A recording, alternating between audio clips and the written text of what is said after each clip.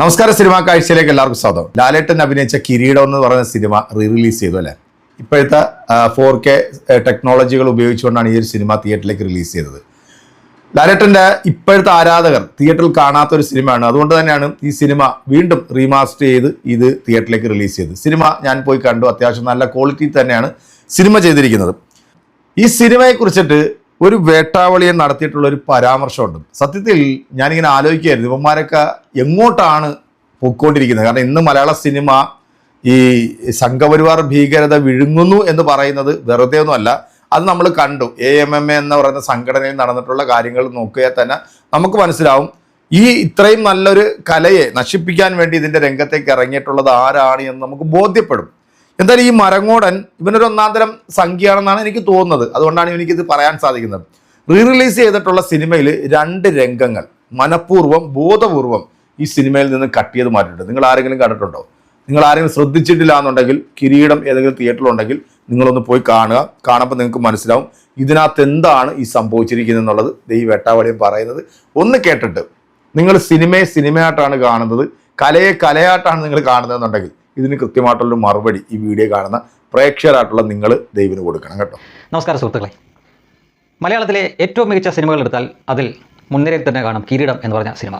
മോഹൻലാലിൻ്റെ അഭിനയ ജീവിതത്തിലെ അവിസ്മരണീയമായിട്ടൊരു കഥാപാത്രം തന്നെയാണ് സേതുമാധവൻ. അത് ആ തലമുറയിൽ അത് തിയേറ്ററിൽ പോയി കണ്ടവരോട് പ്രത്യേകിച്ച് പറയേണ്ട കാര്യമൊന്നുമില്ല. ഇപ്പോഴത്തെ ജെൻസി പിള്ളേർക്ക് അത് കാണാൻ വേണ്ടിയിട്ടാണെന്ന് തോന്നുന്നത് അതിപ്പോൾ ഈ റീമാസ്റ്റർ ചെയ്ത് റിലീസ് ചെയ്തിട്ടുണ്ട്. പക്ഷേ പഴയ കിരീടം കണ്ടിട്ടുള്ളവർക്ക് അറിയാം, എത്ര പേര് അത് ശ്രദ്ധിച്ചു എന്നറിയില്ല. പുതിയതായിട്ട് റിലീസായ കിരീടത്തിൽ 2 സീനുകൾ കട്ട് ചെയ്തിട്ടുണ്ട്. അത് ബോധപൂർവം തന്നെയാണ് കട്ട് ചെയ്തിരിക്കുന്നത്. അത് എന്തുകൊണ്ടാണ് എന്ന് ഞാൻ പറഞ്ഞു കഴിയുമ്പോൾ നിങ്ങൾക്ക് മനസ്സിലാവും. ആദ്യത്തെ സീൻ അതിൽ ജഗതി ഒരു കഥാപാത്രത്തെ അവതരിപ്പിക്കുന്നുണ്ട്. സേതുമാധവൻ്റെ അളിയനാണ്. അതേപോലെ തന്നെ ആദ്യ ഭാഗത്ത്, അതായത് കിരീടവും ചെങ്കോലും എന്നൊരു 2 ഭാഗങ്ങളുണ്ടായിരുന്നല്ലോ, അതിൽ ആദ്യ ഭാഗത്ത് ഒരു ഗുണ്ടയായിട്ടാണ് ഈ കൊച്ചിൻ ഹനീഫ ഉള്ളത്. അപ്പോൾ കൊച്ചിൻ ഹനീഫ ജഗതിയെ, അതായത് സേതുമാധവൻ്റെ അളിയനെ സൈക്കിളിൽ വിളിച്ചുകൊണ്ട് പോവുകയും പിന്നീട് അവർ രണ്ടുപേരും കൂടെ ഒരു ഷാപ്പിൽ കയറി മദ്യപിക്കുകയൊക്കെ ചെയ്യുന്നൊരു സീനുണ്ട്. അതിനു മുമ്പ് രസകരമായിട്ടുള്ള ചില സംഭാഷണങ്ങളൊക്കെ ഉണ്ട്. പക്ഷേ ഈ റിലീസ് ചെയ്ത കിരീടത്തിനകത്ത് അങ്ങനെ ഒരു സീനില്ല. ഒരുപക്ഷെ ഒരു മുസ്ലിം കഥാപാത്രം ഷാപ്പിലിരുന്ന് മദ്യപിക്കുന്നത് വിശ്വാസികളുടെ വികാരത്തെ വ്രണപ്പെടുത്തുമോ എന്ന ഭയം അതിൻ്റെ നിർമ്മാതാക്കൾക്കുള്ളത് കൊണ്ടായിരിക്കാം. ഇപ്പോൾ അന്ന് ആ പേടിയൊന്നും ഇല്ലായിരുന്നു, അന്ന് ഇത്ര പ്രശ്നമൊന്നും ഇല്ലായിരുന്നു, ആരും ആ ഒരു രീതിയിൽ അതിനെ കണ്ടിട്ട് പോലുമില്ല എന്നതാണ് സത്യം. പക്ഷേ ഇന്നിപ്പോൾ കേരളത്തിൻ്റെ സാമൂഹിക അന്തരീക്ഷം എത്രമാത്രം മോശപ്പെട്ടിരിക്കുന്നു എന്നതിൻ്റെ ഒരു തെളിവാണ്. ഒരു പ്രശ്നവുമില്ലാത്ത ഒരു സീനായിട്ട് കൂടിയും ആ സീൻ ഇപ്പോൾ റിലീസ് ചെയ്തിരിക്കുന്ന പുതിയ ഈ കിരീടത്തിൽ, പഴയ കിരീടം തന്നെ റീമാസ്റ്റർ ചെയ്ത് ഇറക്കിയിരിക്കുന്നതിനകത്ത് ആ സീനില്ല. ഇനി വേറൊരു സീനും കൂടെ കട്ട് ചെയ്തിട്ടുണ്ട്. അതിനകത്ത് ഒരു പ്രായമായിട്ടുള്ള ഒരു മുത്തശ്ശി കഥാപാത്രമുണ്ട്. നമുക്കറിയാം, ഫിലോമിന സേതുമാധവൻ്റെ മുത്തശ്ശിയാണ്.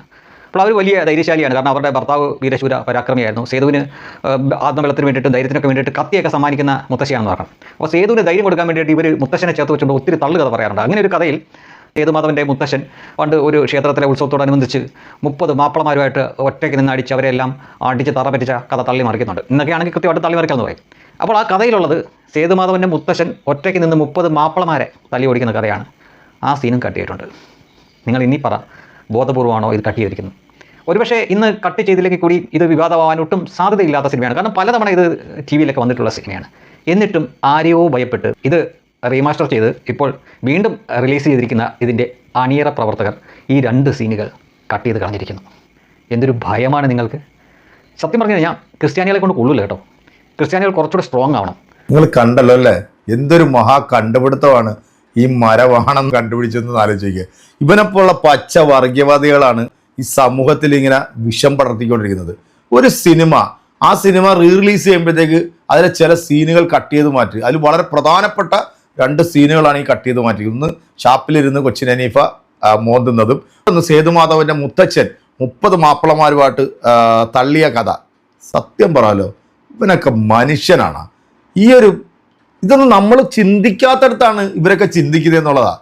ഒരു സിനിമയെ ഇപ്പം പുഴ മുതൽ പുഴ വരെ എന്ന് പറയുന്ന ഒരു സിനിമ എടുത്തിട്ടുള്ളൊരു മരങ്ങോടനുണ്ടല്ലോ, നമ്മുടെ ഈ അലി അക്ബർ എന്ന് പറയുന്ന ഇപ്പോഴത്തെ രോമസിംഹൻ ചെയ്ത ആ ഒരു സിനിമ ചരിത്രത്തെ വളച്ചൊടിച്ച് ഇവിടുത്തെ ഒരു സമൂഹത്തെ വളരെ മോശമായി ചിത്രീകരിച്ച് ഇവിടെ ആരെങ്കിലും വടിയും കൊടയെടുത്ത് ഇറങ്ങുകയോ അല്ലെങ്കിൽ ഇത്തരത്തിലുള്ള ചർച്ചകളുമായിട്ട് ഈ ചാനലിനകത്ത് വന്നിരുന്നുണ്ട് മോങ്ങുന്നത് ആരെങ്കിലും കണ്ടിട്ടോ?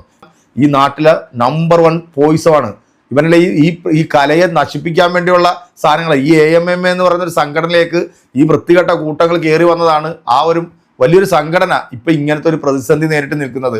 നമുക്കറിയാലോ, ലക്ഷ്മിപ്രിയ എന്ന് പറയുന്ന സാധനം എങ്ങോട്ടാണ് തിരിയുന്നതെന്നും ആ പ്രസ്ഥാനത്തിലുള്ള നമ്മുടെ ഇതിൻ്റെ പ്രസിഡൻ്റായിട്ടുള്ള ശ്വേതാ മേനോന് 2 കോടി രൂപ സംഘപരിവാർ സ്പോൺസർ ചെയ്തതൊക്കെ നമ്മൾ കണ്ടതാ.